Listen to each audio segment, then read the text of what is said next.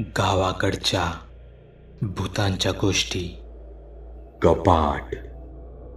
पूजा आणि मी, आम्ही मैत्रिणी एकदा आमच्या एका मैत्रिणीच्या घरी म्हणजेच दीपिकाच्या घरी जमलो होतो. या गोष्टीत मी माझ्या मैत्रिणींची सर्व नावे ही काल्पनिक वापरली आहेत. आमचा तेव्हा कॉलेजमधील मैत्रिणींचा नवीनच ग्रुप बनला होता. आम्हाला तर त्यावेळी एकमेकींची नीट नावही पाठ नव्हती. तर जिच्या घरी आम्ही जमलो होतो ती दीपिका, तिच्या घरचेही नातेवाईकांकडे गेले होते. म्हणून आम्ही दीपिकाच्या घरी एक छोटीशी पार्टी करायची ठरवली. तसे आम्ही सगळे एका सोफ्यावर बसलो होतो. समोर एका टेबलावर आम्ही प्रत्येकीने आणलेले काही खाण्याचे पदार्थ होते. समोर टीव्हीवर गाणी लावली होती आणि साऊंड सिस्टीमवर मध्यम आवाजात ती वाजत होती. सोफ्यावर आम्ही बसून एकमेकींशी बराच वेळ बोलत होतो, गप्पा गोष्टी करत होतो. तेव्हा दीपिका अचानक बोलायची बंद झाली. तिने टीव्हीचा आवाज म्यूट केला आणि ती इथे तिथे कोणाला तरी शोधू लागली. आम्ही आधी तर तिच्याकडे नुसतेच पाहत राहिलो. कदाचित घरात तिचं काहीतरी शोधत असेल म्हणून गप्प होतो. ती अख्खं घर शोधून आली आणि आमच्या समोर उभी राहून आमच्याकडे एकटक पाहू लागली. पण आम्ही दोघी तरीही गप्पच राहिलो. आम्ही तिच्या बोलण्याची वाट पाहू लागलो.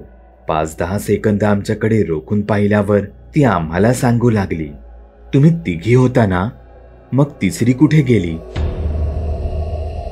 तिचं हे वाक्य आम्हाला अनपेक्षित होतं. आम्ही तिच्याकडे पाहतच राहिलो. खरं तर तिच्या या वाक्यावर आम्ही काय बोलावं हेच आम्हाला कळत नव्हतं. त्यावर मी म्हणाले, तिघी नाही ग, आम्ही दोघी चालू आहोत. माझ्या या वाक्याला पूजानेही दुजोरा दिला. हो, आम्ही दोघीच आहोत. नाही ग, तुम्ही तिघी होता. दीपिका मात्र अजूनही वेड्यासारखी तिच्याच म्हणण्यावर ठाम होती. क्षणभर तर वाटलं तिला म्हणावं, तुला वेडबीड तर लागलं नाही ना?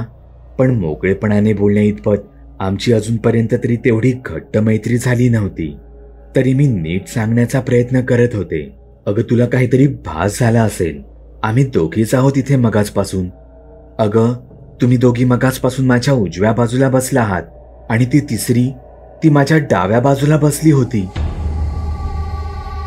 इतकंच नाही तर ती माझ्याशी गप्पाही मारत होती, मला बरंच काही सांगतही होती. आता दीपिकाचं हे बोलणं ऐकून आम्हाला भीती वाटू लागली होती. ती असं का बोलते तेच आम्हाला कळत नव्हतं. ती सांगते त्याप्रमाणे खरंच तिच्या बाजूला कोणी बसलं होतं का? नाही, हे कसं शक्य होतं? आम्ही तर इथेच बसून होतो. मग हे काहीतरी अमानवी, भूताटकीचं काही होतं का?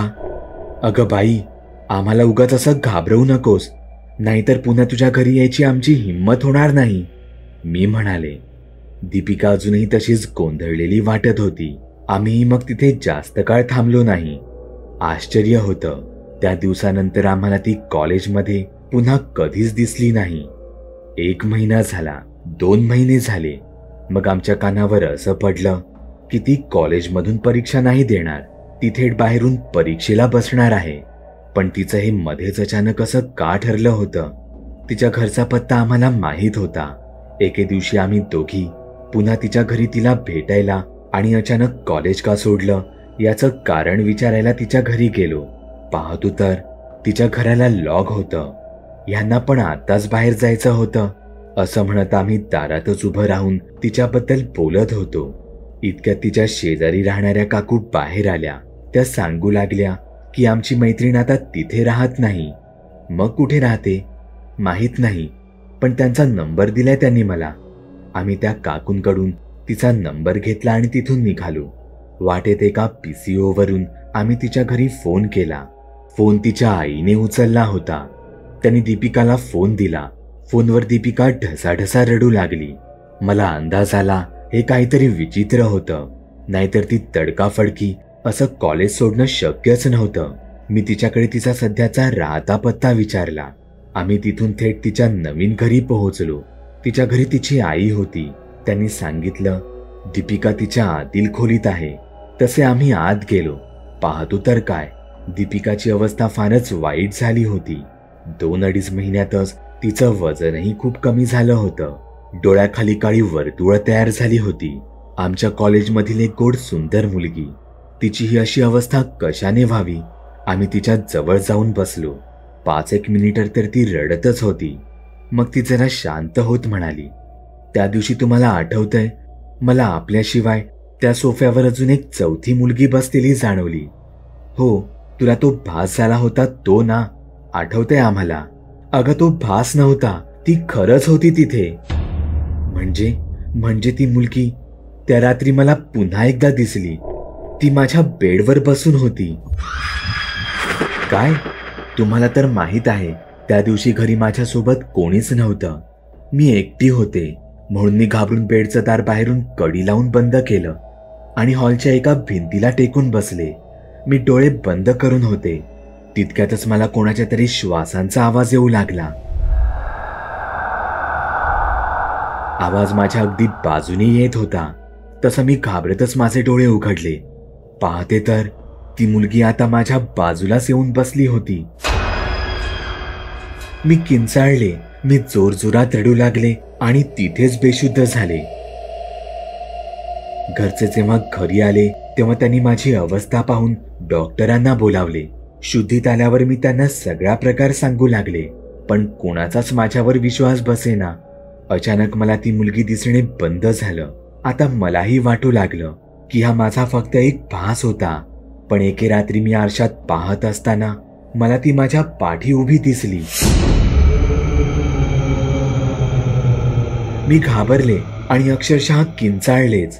माझी नजर जेव्हा कधी घरातील आरशावर पडायची, मला त्यात ती मुलगी दिसायची, पण ती घरातील कोणालाच दिसत नव्हती. मी हातात छोटा आरसा घेऊन घरात सगळीकडे फिरू लागले. मला ती मुलगी आरशात दिसली की मी घाबरून जोरात ओरडून घरच्यांना बोलवायचे.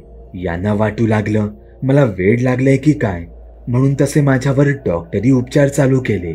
पण मी जोपर्यंत हॉस्पिटलमध्ये असायचे तेव्हा तिथल्या कोणत्याच आरशात मला ती कधीच दिसली नाही. मला काही दिवसांनी पुन्हा घरी आणलं. माझ्या गोळ्याही चालू होत्या. एके रात्री 2 वाजता माझ्या खोलीतील लाकडी कपाट आपोआपच करकर आवाज करत अचानक उघडलं गेलं. मी त्या आवाजाने जागी झाले. पाहते तर काय, कपाटाच्या अंधाऱ्या भागातून तीच मुलगी बाहेर आली. मी तेव्हाही भीतीने जोरात किंचाळले.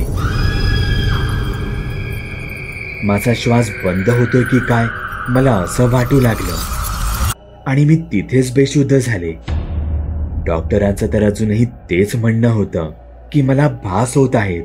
मी उगाचच एक भीती बाळगली आहे. यावर उपाय म्हणून जागा चेंज करा. डॉक्टरांच्या सल्ल्याने आम्ही जागा बदलली आणि माझे ते भासही बंद झाले. पण घर शिफ्ट करते वेळी शेजाऱ्यांना हा प्रकार कळला. तेव्हा त्या सांगू लागल्या, या घरात आधी एक भयंकर प्रकार घडला होता.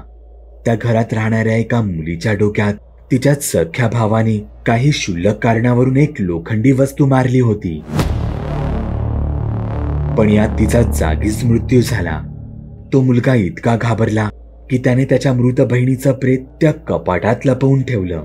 त्यांच्या घरचे 3 दिवसांनी जेव्हा गावाहून परत आले तेव्हा हा प्रकार त्यांना समजला.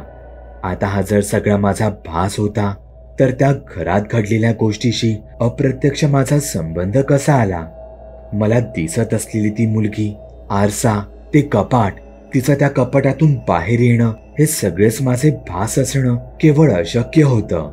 याचा अर्थ तिथे नक्कीच काहीतरी होतं जे फक्त मला जाणवत होतं आणि मलाच दिसत होतं.